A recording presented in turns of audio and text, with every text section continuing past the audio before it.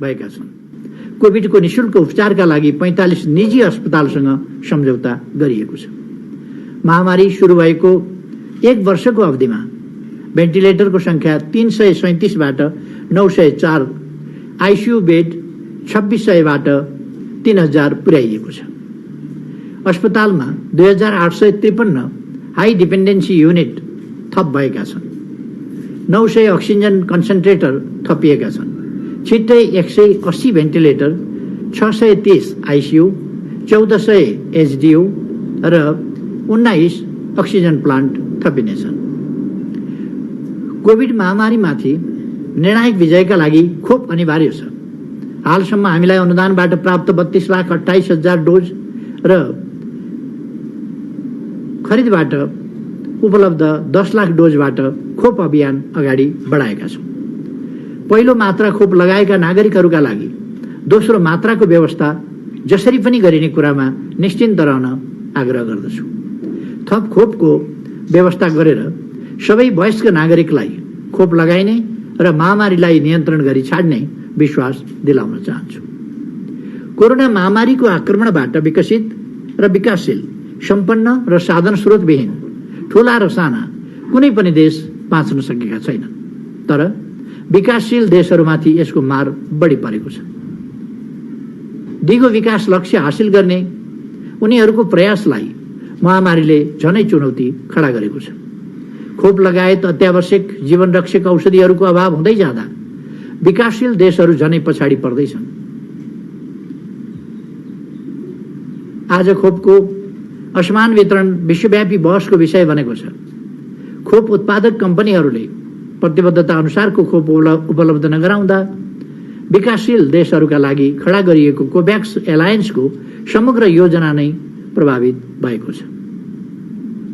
त्यसैले महामारी विरुद्धको विश्वव्यापी सहकार्यमा म पुनः जोड दिन चाहन्छु। G7 र G20 अर्थात् G7 र G20 लगायत विकसित मुलुकहरूले अन्तर्राष्ट्रिय उत्तरदायित्व वहन गर्न आवश्यक छ। सबै सुरक्षित नहुँदासम्म हामी कोही पनि सुरक्षित हुन सक्दैनौँ भन्ने यथार्थलाई मनन गर्न सबैसँग आग्रह गर्न चाहन्छु। यस लडाईँको अग्रमोर्चामा चिकित्सक, स्वास्थ्यकर्मी, सुरक्षाकर्मी, चालक तथा सफाई कर्मी र निजामती सेवाका राष्ट्रसेवकहरू हुनुहुन्छ। तिनै तहमा निर्वाचित जनप्रतिनिधिहरू र देशभरि नै स्वयंसेवीहरू परिचालित हुनुहुन्छ। आफ्नो निजी जीवन र पारिवारिक जिम्मेवारीलाई समेत पन्छाएर संक्रमितहरूको उपचार र व्यवस्थापनमा अहोरात्र खट्ने उहाँहरू हामी सबैका आदर र सम्मानका हकदार हुनुहुन्छ। महामारी विरुद्ध लडिरहेका जनशक्तिको सुरक्षामा सरकारले कुनै कसर बाँकी राख्दैन। अग्रपंक्तिमा रहेका चिकित्सक, स्वास्थ्यकर्मी र अन्य तहका कामदार तथा राष्ट्रसेवक कर्मचारीमाथि कुनै पनि बहानामा हुने भौतिक वा कुनै पनि प्रकारको आक्रमणलाई ड्युटीमा रहेका सुरक्षा कर्मीमाथि भएको आक्रमण सरह नै दण्डनीय मानिनेछ। अस्पतालमा उपचार गराइरहनुभएका र घरमै आइसोलेसनमा बसी स्वास्थ्य लाभ गरिरहनुभएका 1,16,476 दिदीबहिनी तथा दाजुभाइहरूको शीघ्र स्वास्थ्य लाभको कामना गर्दछु। 6,951 नागरिकहरूको निधनप्रति गहिरो दुःख व्यक्त गर्दै शोकाकुल परिवर्जनमा हार्दिक समवेदना प्रकट गर्दछु। कोभिडसँग मुकाबला गर्न जीवन पहिला हाम्रो नीति हो। जनताको जीवन रक्षा सरकारको प्रमुख दायित्व हो।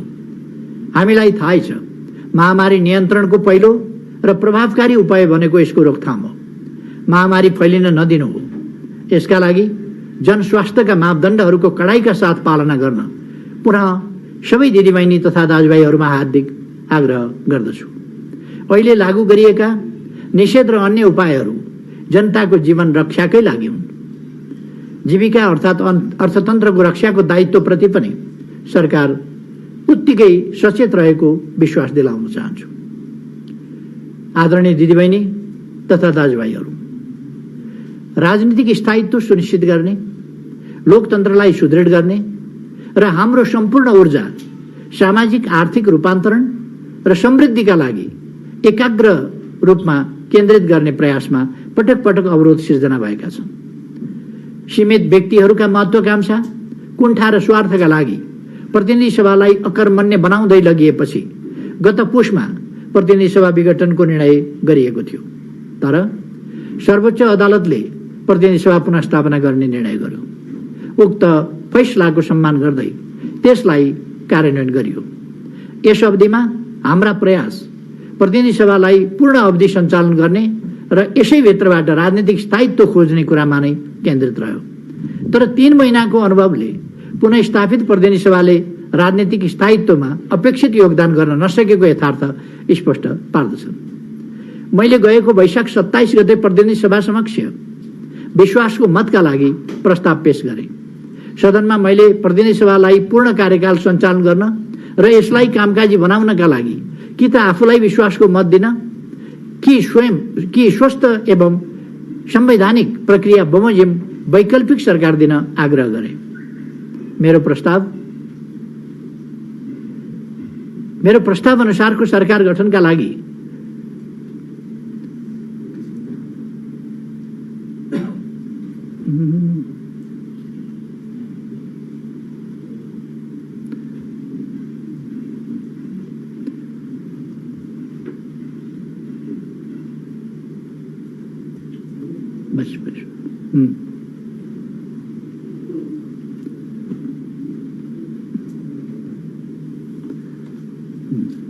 सदनमा मैले प्रतिनिधि सभालाई पूर्ण कार्यकाल सञ्चालन गर्न र यसलाई कामकाजी बनाउनका लागि कि त आफूलाई विश्वासको मत दिन कि स्वस्थ एवं संवैधानिक प्रक्रिया बमोजिम वैकल्पिक सरकार दिन आग्रह गरे।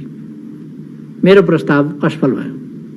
संविधानको धारा 76 को उपधारा 2 अनुसारको सरकार गठनका लागि सम्माननीय राष्ट्रपतिले दिनुभएको समय पनि त्यत्तिकै व्यतीत भयो।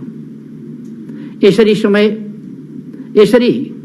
प्रतिनिधि सभा न सरकारलाई विश्वासको मत प्रदान गर्ने न त वैकल्पिक सरकार नै दिन सक्ने गरी अकर्मण्यतामा फस्न पुग्यो।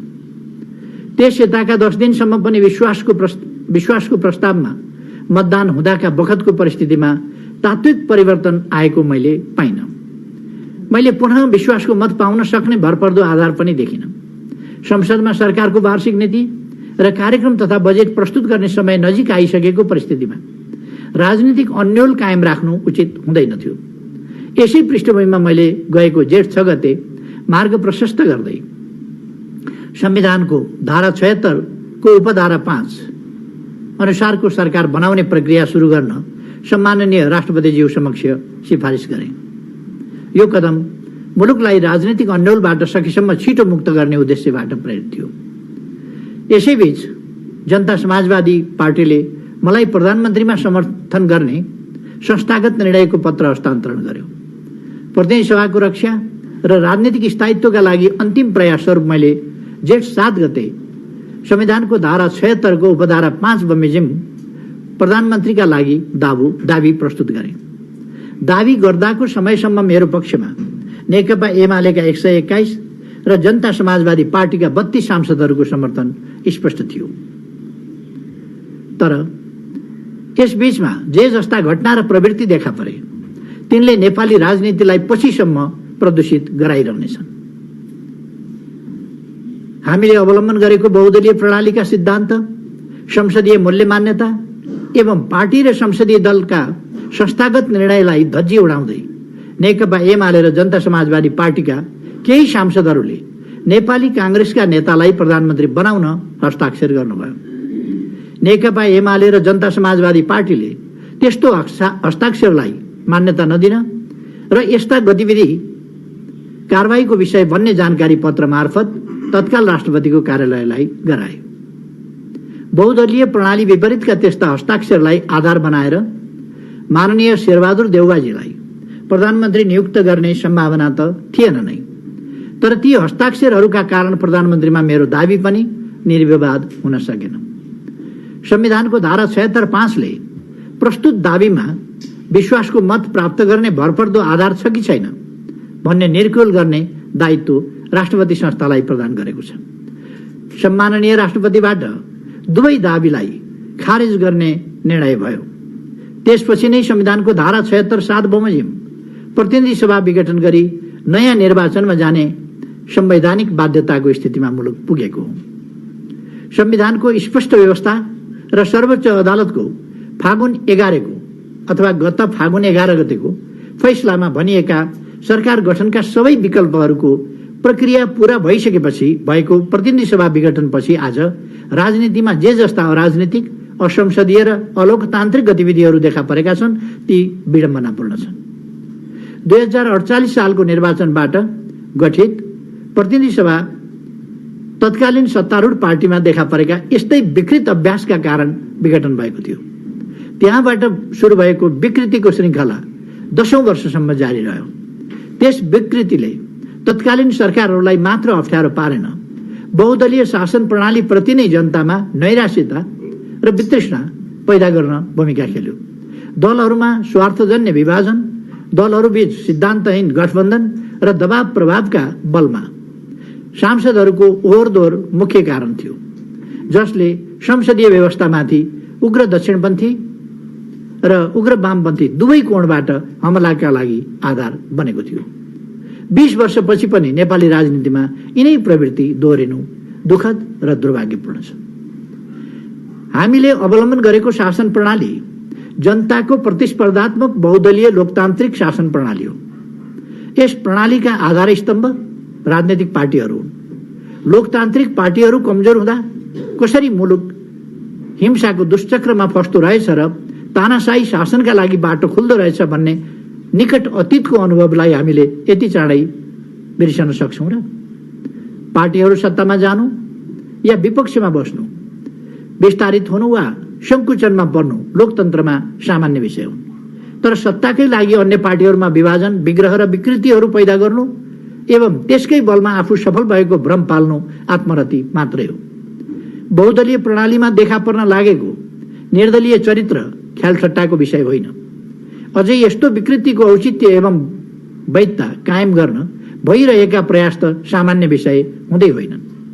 मैले आफ्नो लागि या आफ्ना दलका लागि यी सबै विषय भनिरहेको छैन। लोकतन्त्रका लागि आफ्नो जीवनको आधा शताब्दी भन्दा बढी खर्चेको र पञ्चायती जेलमा 14 वर्ष बिताएको मेरा लागि सत्तामा रहनु या नरहनु प्रमुख विषय हुँदै होइन। बहुदलीय व्यवस्था आइसकेपछि पनि प्रतिपक्षका रूपमा दशकौं व्यतीत गरेको लोकतान्त्रिक शक्तिहरूकै दमन झेलेको, या लोकतान्त्रिक शक्ति भन्नाले इन्भर्टेडमा लोकतान्त्रिक शक्ति अहिलेको व्यवहारले त्यो देखाएको छ, हरूकै दमन झेलेको हाम्रो पार्टीका लागि पनि यो महत्त्वपूर्ण विषय होइन। हाम्रा लागि सत्ता साधन मात्रै हो, साध्य होइन। साध्य त राष्ट्रियताको सम्वर्धन र सार्वभौमसत्ताको रक्षा हो, राष्ट्रिय अस्मिता र स्वाभिमानको संरक्षण हो, लोकतन्त्रको सुदृढीकरण गर्दै जनताको जीवनमा अनुवाद गर्नु हो। यसलाई राजनीतिक अधिकारको दायराबाट माथि उठाएर मानवीय आकांक्षाको समष्टिका रूपमा विकसित गर्नु हो। अधिकारको प्राप्ति, अवसरमा पहुँच, सामाजिक न्याय र समानताको प्रत्याभूति एवं सम्मान र सुरक्षाको सुनिश्चितता भएको समाज निर्माण गर्नु हो। यसकै लागि हाम्रा प्रयास केन्द्रित छन्। आजको मुख्य चिन्ता अलोकतान्त्रिक, नैतिक मूल्यहीन र विकृत अभ्यास झाङ्गिँदै गएर लोकतान्त्रिक गणतन्त्रप्रतिको जनविश्वास नै गुम्ला कि भन्ने हो। जनविश्वास गुमेको प्रणाली फेरि जोखिममा पर्ला कि भन्ने हो। ताजा जनादेशमा जानु प्रतिगमन होइन।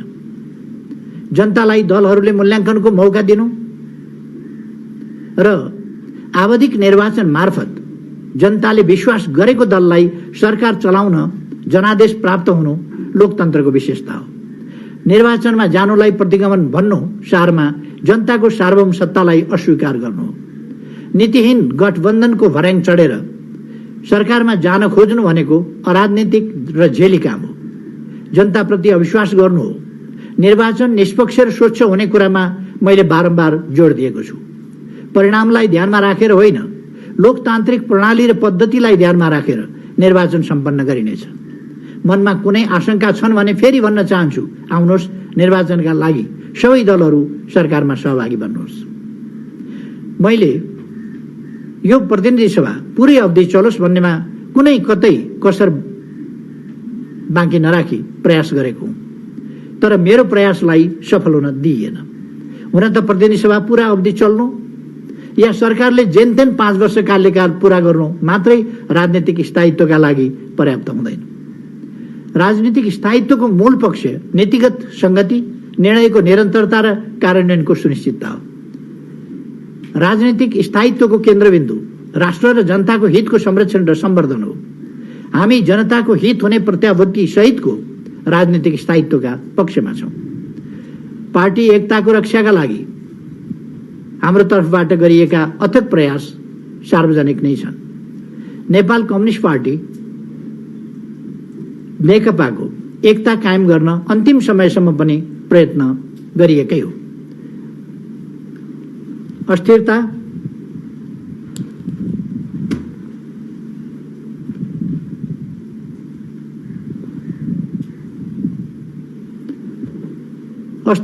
सिर्जनाका लागि स्वार्थ केन्द्रित गठबन्धन नबनेको भए र महाधिवेशनबाट निर्वाचित अध्यक्षलाई घेराबन्दीबाट हटाउने दुराशय नभएको भए यतिन्जेल एकता महाधिवेशन सम्पन्न भएर नेतृत्व हस्तान्तरण भइसकेको हुने थियो। फागुन 23 गतेको फैसलापछि पनि एकता जोगाउन सकिन्छ कि भनेर मैले आफैले पहल गरेको हुँ, तर मेरो प्रयासलाई कतिपयले मजाकको विषय बनाउनु भयो। इतिहासले यसको उचित हिसाब किताब गर्ला नै। नेकपालाई एकीकृत गर्ने प्रयास असम्भव भएपछि हामीले नेकपा एमालेलाई नै एकीकरणको विरासत पार्टीका रूपमा एकताबद्ध र गतिशील बनाउने काम गर्यौं। तर कतिपय नेताहरूमा आफ्ना विभाजनकारी गतिविधिप्रति रत्तिभर गल्तीबोध देखिएन। उल्टै एकीकरणको रक्षा र नेतृत्वको पक्षमा उभिनुभएका साथीहरूलाई पन्छाउने कुरामा मात्र उहाँहरूको प्रयास केन्द्रित रह्यो। फेरि पनि पार्टीलाई गुटहरूको संयुक्त मोर्चा र अन्त्यहीन विवादको थलो बनाउने केही नेताहरूका नियतका कारण हाम्रा प्रयास सार्थक हुन सकिरहेका छैनन्। यस बीचमा फ्लोर क्रस गर्ने गराउने काम भएका छन्। पार्टीका आधिकारिक उम्मेद्वारलाई हराउन विपक्षीसँग साँठगाँठ गर्ने, साझा उम्मेद्वारका नाउँमा बागी उठाउने जस्ता कामहरू गरिएका छन्। अनि आफ्नो पार्टी अध्यक्ष, संसदीय दलको नेता र प्रधानमन्त्रीलाई हटाउन कहिले संसदमा अनुपस्थित हुने त कहिले विपक्षी नेतालाई प्रधानमन्त्री बनाउन हस्ताक्षर गर्ने जस्ता चरम विकृति र अनुशासनहीनता प्रकट भएका छन्। पार्टीको एकताको रक्षाका लागि सबै खाले आक्षेप, अपमान र पीडा बेहोरेर पनि निरन्तर प्रयत्नशील छु। भोलिका दिनमा पनि रहिरहनेछु। प्रतिकूल परिस्थितिमा आन्दोलनको रक्षाका लागि दृढतापूर्वक उभिने सबै नेता कार्यकर्ताहरू, समर्थक, शुभचिन्तक एवं आम जनतामा धन्यवाद ज्ञापन गर्न चाहन्छु। आदरणीय दिदीबहिनी तथा दाजुभाइहरू, अनेकौं प्रतिकूलताका बीचमा पनि विगत 3 वर्षमा नेपालले उल्लेख्य प्रगति हासिल गरेको छ। संविधान कार्यान्वयन र संघीयताको सुदृढीकरण, आर्थिक वृद्धि, राजनीतिक महत्त्वका पूर्वाधारको विकास, रणनीतिक महत्त्वका पूर्वाधारको विकास, सामाजिक न्याय र सुरक्षा, राष्ट्रियताको सम्वर्धन एवं अनुशासन सुशासनका क्षेत्रमा हाम्रा योजनाबद्ध प्रयासहरूको प्रतिफल देखिन थालेको छ। संविधान पूर्ण कार्यान्वयनमा आएको छ। संघीय प्रणाली संस्थागत र क्रियाशील भएको छ। लामो समयदेखि रिक्त रहेका संवैधानिक निकायहरूले पूर्णता पाएका छन्। 50 भन्दा बढी कानूनहरू बनेका छन्। पृथकतावादको अभियान चलाइरहेको समूह विखण्डनको बाटो छोडेर राष्ट्रिय अखण्डताको पक्षमा उभिन सहमत भएको छ। हिंसाको बाटो हिँडिरहेको समूह हिंसा परित्याग गर्दै आफ्ना सबै राजनीतिक गतिविधिहरू शान्तिपूर्ण ढंगले सञ्चालन गर्न सहमत भएको छ। संविधानको सर्वस्वीकार्यता स्थापित भएको छ। मुलुक हिंसात्मक द्वन्द्वबाट मुक्त हुनु र पृथकतावादी गतिविधि अन्त्य हुनु यस कालखण्डको महत्त्वपूर्ण उपलब्धिका रूपमा पछिसम्म पनि अंकित रहनेछन्। नेपाल अल्पविकसितबाट विकासशील देशमा स्तरोन्नतिका लागि सिफारिस भएको छ। कोभिड महामारी सुरु हुनु अगाडि हाम्रो आर्थिक वृद्धि आशा लाग्दो थियो। महामारीले गम्भीर धक्का पुर्याए पनि हामीले यसलाई सम्हालेका छौं र समग्रमा सकारात्मक आर्थिक विकासको बाटोमा अग्रसर छौं। पहिलो पल्ट निर्यात व्यापारले 1 खर्बको लक्ष्य नागेको छ। व्यापार घाटा घट्दो छ। देशभित्र रोजगारीका अवसर बढ्दै र श्रम शक्ति बाहिरिने क्रम घट्दैछ। यस अवधिमा 333 मेगावाट विद्युत उत्पादन थप भएको छ भने यसै आर्थिक वर्षभित्र थप 500 मेगावाट विद्युत उत्पादन हुँदैछ। लोड सेडिङको अन्त्य, पर्याप्त विद्युत आपूर्ति र अतिरिक्त विद्युतको बाह्य व्यापार सुरु भएको छ। बाह्य लगानी बढिरहेको छ। 3 वर्षको अवधिमा नेपालीको औसत प्रति व्यक्ति आय 25% वृद्धि भएको छ। मानव विकास सूचकाङ्कमा 5% बिन्दुको सुधार भएको छ। कोभिड-19 को महामारीका बीच पनि निरपेक्ष गरिबीमा उल्लेख्य वृद्धि हुन पाएको छैन। रणनीतिक पूर्वाधारहरूको क्षेत्रमा इतिहासमै धेरै उपलब्धि हासिल भएका छन्। सडक, मोटर र झोलुङ्गे पुल, ट्विन विस्थापन लगायत क्षेत्रमा भइरहेका प्रगतिबारे यसअघि नै प्रस्तुत तथ्याङ्क म दोहोर्याउन चाहन्न। कुल रणनीतिक सडक मध्ये 17.1% सडक विगत 3 वर्षमा मात्र निर्माण भएका छन्। 3 वर्षमा सम्पन्न गर्ने गरी 165 वटै निर्वाचन क्षेत्रमा एक रणनीतिक सडक र स्थानीय तहहरूलाई एक आपसमा जोड्ने र सबै स्थानीय तहका केन्द्रदेखि प्रदेश राजधानी जोड्ने सडकको निर्माण सुरु भएको छ। सबै पालिका र क्षेत्रहरूमा यिनको दूरगामी सकारात्मक प्रभाव पर्नेछ। तीव्र रूपमा निर्माण भइरहेको काठमाडौँ तराई द्रुत मार्गले केही वर्षभित्रै परिणाम दिनेछन्। विस्तार भइरहेको पूर्व पश्चिम राजमार्ग, निर्माण सम्पन्न हुन थालेको पुष्पलाल लोकमार्ग र निर्माणाधीन मदन भण्डारी राष्ट्रिय राजमार्गले अर्थतन्त्र र सामाजिक जीवनलाई थप गतिशील बनाउनेछन्। बहुप्रतीक्षित हुलाकी राजमार्गका महत्त्वपूर्ण खण्ड सम्पन्न भएसँगै तराईमा विकासका सम्भावना थपिएका छन्। भैरवा र पोखरामा निर्माण सम्पन्न हुने चरणमा पुगेका अन्तर्राष्ट्रिय विमानस्थलहरूले पर्यटन प्रवर्धनमा उल्लेख्य योगदान गर्नेछन्। गोदावरीमा 3000 र लुम्बिनीमा 5000 क्षमताका सभ हाल निर्माण भएका छन्। जयनगर जनकपुर कुर्था रेल छिट्टै सञ्चालनमा आउनेछ। नागढुङ्गा सुरुङ मार्ग निर्माण तीव्र रफ्तारमा अगाडि बढेको छ भने सिद्धबाबा सुरुङ निर्माणका लागि बोलपत्र आह्वान भएको छ। चिर प्रतीक्षित मेलम्चीको पानी काठमाडौँमा अवतरणसँगै काठमाडौँवासीका पानीको तिर्खा मेटिएको छ। छिट्टै याङ्ग्री र लार्केको पानी मेलम्चीमा सामेल गरेर खानेपानीको समस्याको दिगो समाधान गर्ने प्रयास अगाडि बढेको छ। सङ्घ, प्रदेश र स्थानीय तहको समन्वयबाट कुल जनसङ्ख्याको 92%लाई आधारभूत खानेपानी सुविधा उपलब्ध गराउन सफल भएका छौँ। बेरी बेवाई डाइभर्सनको सुरुङको काम सम्पन्न भएर सिँचाइ पूर्वाधारका काम सुरु भएका छन् भने सुनकोशी मरिन डाइभर्सनको काम सुरु भएको छ। यी दुई गेम चेन्जर परियोजनाले तराईवासीहरूका वर्षौं पुराना सपनालाई पूरा गर्दै हामीलाई खाद्यान्नमा आत्मनिर्भर बनाउन योगदान गर्नेछन्। भूकम्प पछिको पुनर्निर्माणलाई हामीले उदाहरणीय रूपमा सम्पन्न गरेका छौँ। भूकम्पका कारण बेघरबार बनेका 8 लाख भन्दा बढी परिवार सुरक्षित घरमा फर्किन थाल्नु भएको छ। विद्यालय भवन, स्वास्थ्य संस्थाहरू र सरकारी कार्यालयहरूको पुनर्निर्माण तीव्र रफ्तारमा अगाडि बढेको छ। हाम्रो पुनर्निर्माण सामर्थ्यको प्रतीक बनेर धरहरा, रानीपोखरी र दरबार हाइस्कुल आदि राजधानीका मुटुमा स्थापित भएका छन्। भव्य रूपमा सम्पन्न भएको दक्षिण एसियाली खेलकुदमा नेपालको उत्कृष्ट प्रदर्शन गरेको छ। त्रिदेशीय फुटबल, क्रिकेटहरूमा पनि नेपालको प्रदर्शन उदाहरणीय रहेको छ। हरेक नेपाली व्यवस्थित ओत भएको सुरक्षित घरमा बस्न पाउन पर्छ भन्ने सरकारको प्रतिबद्धता अनुरूप 3 वर्षको अवधिमा 13,000 भन्दा बढी जनता आवास निर्माण भएका छन्। 17,000 फुस तथा खर्का छाना जस्ता पाताले प्रतिस्थापन गरिएका छन्। कसैले पनि सडकमा जीवन गुजारा गर्न नपरोस् भन्ने उद्देश्यले सडक मानवरहित सहर र बस्तीको अवधारणा कार्यान्वयनमा ल्याइएको छ। चक्रवात अथवा टोर्नाडोबाट घरबारविहीन बन्न पुगेका नागरिकहरूका लागि छोटो समयमै 869 सुरक्षित घर निर्माण गरेर हस्तान्तरण गरिएको छ। बाढी, पहिरो, डुबान, आगलागी, चट्याङ आदिबाट घरबारविहीन हुन पुगेका नागरिकलाई सुरक्षित आवास उपलब्ध गराउने प्रक्रिया सुरु भएको छ। सुकुम्बासी समस्या र अव्यवस्थित बसोबासको समस्या समाधान गर्न उच्च स्तरीय आयोग गठन गरी कार्य प्रारम्भ गरिएको छ। सरकारी, सार्वजनिक र गुठी जग्गाको यथार्थ अवस्था पहिचान गरी प्रतिवेदन पेश गर्न गठित कार्यदलको प्रतिवेदन प्राप्त भएको छ। 200 हेक्टर अतिक्रमित सरकारी जग्गा फिर्ता ल्याइएको छ।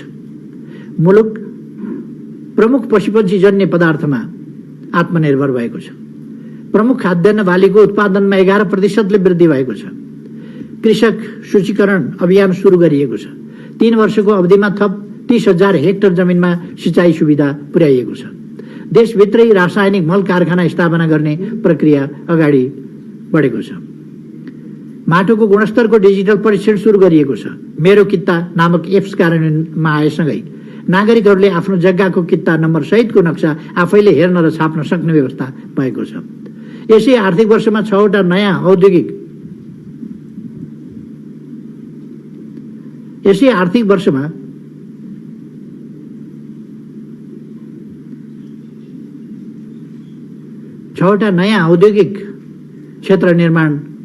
क्षेत्रको निर्माण सुरु भएको छ। स्थानीय तहमा 74 औद्योगिक ग्राम घोषणा भई काम थालिएको छ। अन्तर्राष्ट्रिय व्यापार वृद्धिका लागि भारत, बांग्लादेश, अमेरिका र भुटानसँग वाणिज्य वार्ता सम्पन्न भएका छन्। 3 वर्षको अवधिमा 6 वर्षभन्दा माथि उमेर समूहको साक्षरता दर 7% बिन्दुले बढेको छ। सरदर भर्ना दर 86% पुगेको छ। कुल 484 प्राविधिक धारका विद्यालय स्थापना भएका छन् भने 572 सामुदायिक विद्यालयहरूमा प्राविधिक शिक्षा उपलब्ध भएको छ। देशभरका 383 स्थानीय तहमा प्राविधिक शिक्षा तथा व्यावसायिक तालिम केन्द्रको पहुँच पुगेको छ। 1 वर्षको अवधिमा विभिन्न अस्पतालहरूमा 7645 शैय्या थप भएका छन्।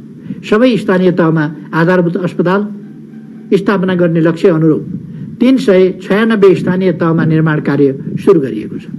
1 वर्ष अगाडि कोभिड लगायत केही जटिल परीक्षण स्वदेशमा हुन नसक्ने अवस्था रहेकोमा हाल स्वदेशमै 87 प्रयोगशालामा कोभिड-19 को परीक्षण हुने गरेको छ। कडा रोग लागेका कुल 38,909 जनालाई निशुल्क स्वास्थ्य उपचार गरिएको छ। 75 जिल्लामा स्वास्थ्य बीमा कार्यक्रम विस्तार गरिएको छ। सामाजिक सुरक्षा कार्यक्रम 32 लाख, त्यस कार्यक्रममा 32,59,000 नागरिक आबद्ध भइसकेका छन्। सामाजिक सुरक्षा कोषमा 13,700 प्रतिष्ठान र 2 लाख श्रमिक आबद्ध भएका छन्।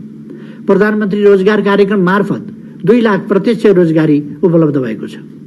138 स्थानीय तहमा राष्ट्रपति महिला उत्थान कार्यक्रमबाट महिलाहरूको जीविकोपार्जन सुधार कार्य सुरु भएको छ।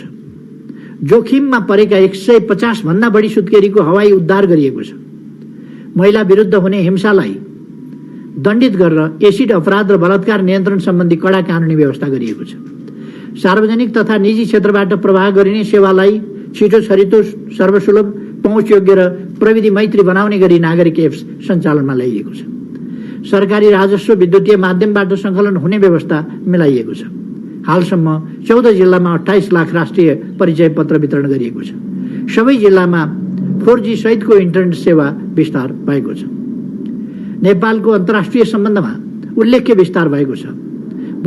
अभूतपूर्व राष्ट्रिय सहमतिका साथ लिम्पियाधुरा, कालापानी र लिपुलेख समावेश गरी नेपालको नयाँ राजनीतिक नक्सा जारी गरिएको छ। हालसम्म 170 मुलुकसँग कूटनीतिक सम्बन्ध विस्तार भएको छ। भर्चुअल माध्यमबाट उच्चस्तरीय वार्ता तथा संवादहरू निरन्तर जारी छन्। प्रतिभा प्राप्ति केन्द्र अर्थात् बेन ग्रिन सेन्टर सञ्चालनमा आएको छ।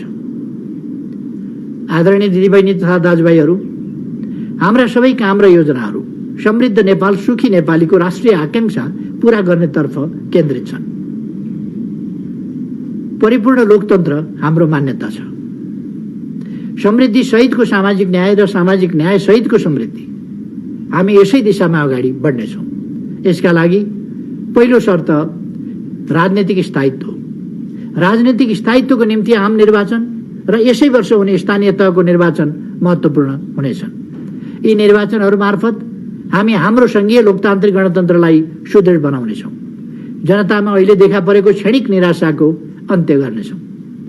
समृद्ध नेपालका लागि हाम्रो प्राथमिकता कृषिको आधुनिकीकरण तथा व्यवसायीकरण गर्ने, यसलाई उद्योग तथा सेवासँग समन्वय गरेर अगाडि बढाउने हुनेछ। पूर्वाधार फराकिलो, गुणस्तरीय, आकर्षक, दिगो तथा नवीन हुनेछ। यातायात पूर्वाधारमा सडक, रेल तथा हवाई राजमार्गको समन्वयात्मक रूपमा विकास विस्तार र सुदृढीकरण गरिनेछ। कनेक्टिभिटीमा डिजिटलाइजेसन प्लेटफर्म थप गरिनेछ। यसबाट अनलाइन सेवा मार्फत सेवाग्राहीलाई सेवा प्रदायकसँग भौतिक रूपमा गर्नुपर्ने गलफत्तीबाट जोगाइनेछ। डिजिटल नेपाल प्लेटफर्मले शिक्षा र सञ्चार मात्रै होइन, कृषि, उद्योग, सिंचाई, ऊर्जा, यातायात, पर्यटन, स्वास्थ्य, श्रम सुरक्षा लगायत नागरिकसँग सम्बन्धित सबै आयामहरूलाई समेट्नेछ। सम्मत भनेको विक्रम सम्मत 2100 सम्मको दीर्घकालीन सोच अनुरूप सबै क्रियाकलापहरू निर्देशित हुनेछन्। अति कम विकसित राष्ट्रबाट विकासशील राष्ट्रमा स्तरोन्नति हुँदा पर्न सक्ने प्रभाव विश्लेषण गरी आवश्यक रणनीति एवं कार्ययोजना तर्जुमा गरी कार्यान्वयन गरिनेछ। दिगो विकास लक्ष्य हासिल गर्ने विषयलाई हमेशा ध्यानमा राखिनेछ। कोभिड महामारीले हाम्रो विकास यात्रालाई अवरुद्ध गर्न नपाओस् भन्ने कुरामा सजगता अपनाइनेछ।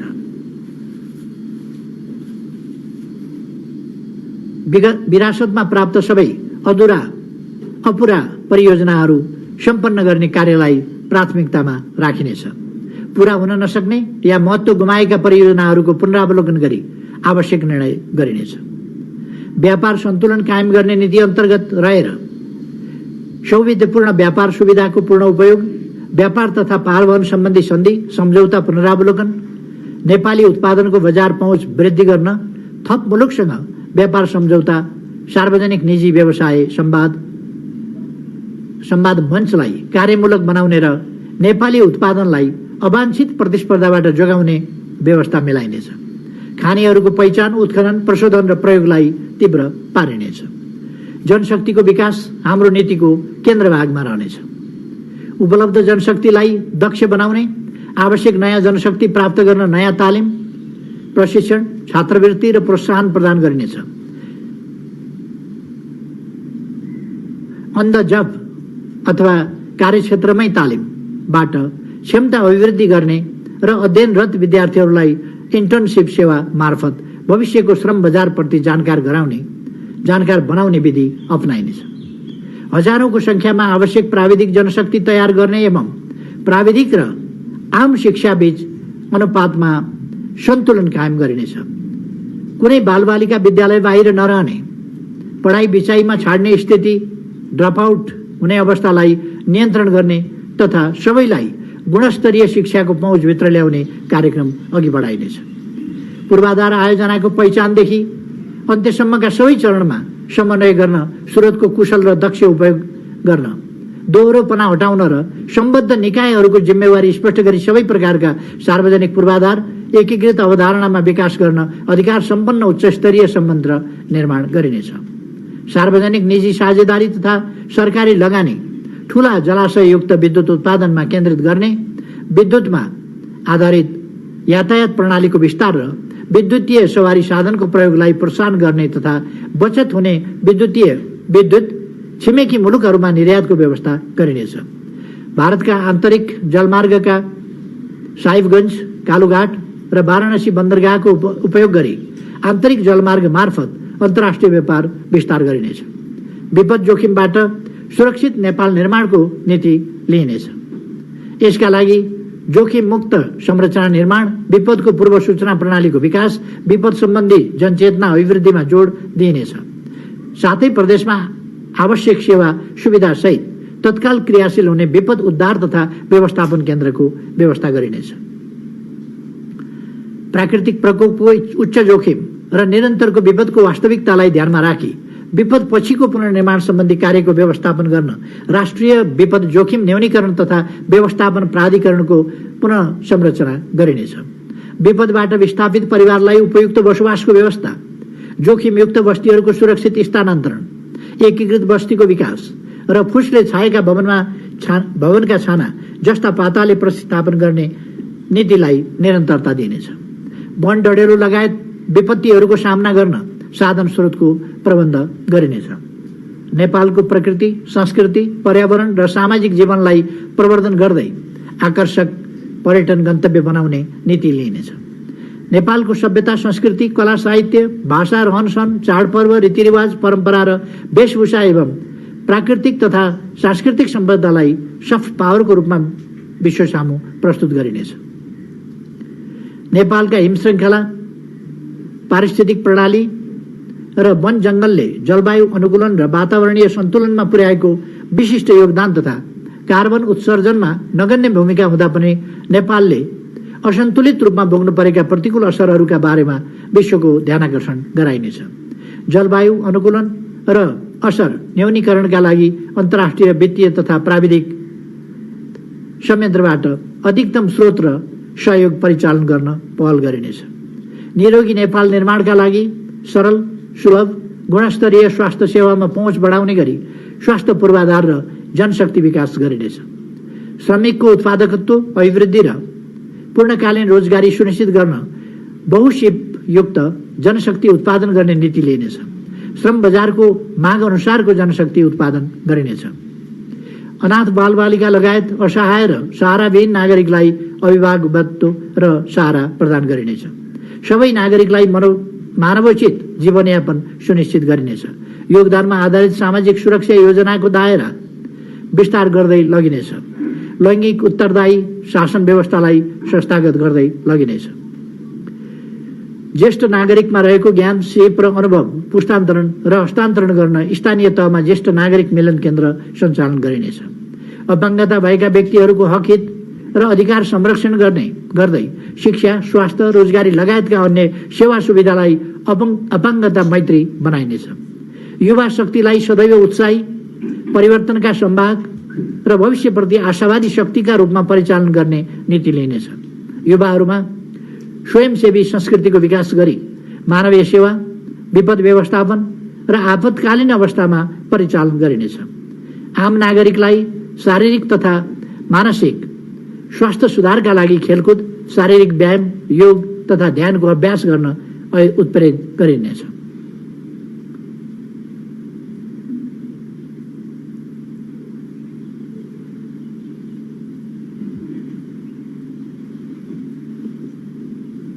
पूर्ण सरकारको अवधारणामा नीति तथा कार्यक्रम कार्यान्वयन र सेवा प्रवाह गर्न सक्षम राज्य संयन्त्रको निर्माण गरिनेछ। राजनीति र प्रशासन बीच समन्वय, निष्पक्षता, तटस्थता र हस्तक्षेपको संस्कृति विकास गरिनेछ। भ्रष्टाचार विरुद्ध शून्य सहनशीलताको प्रतिबद्धतालाई निरन्तरता दिइनेछ। सेवाका क्षेत्रहरू सर्वसुलभ, छरितो र प्रभावकारी बनाउने नीति लिइनेछ। सरकारी सेवा प्रभावकारी बनाइनेछ। संक्रमणकालीन न्यायका बाँकी कार्य प्राथमिकताका साथ सम्पन्न गरिनेछ।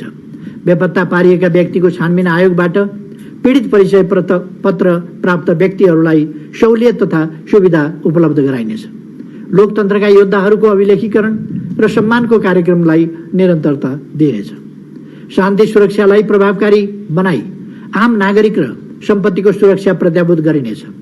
राष्ट्रिय सुरक्षा र प्रतिरक्षा प्रणालीलाई सबल बनाइनेछ। सीमा क्षेत्रका थप स्थानहरूमा सशस्त्र प्रहरी बलको बोर्डर आउटपोस्ट स्थापना गरिनेछ।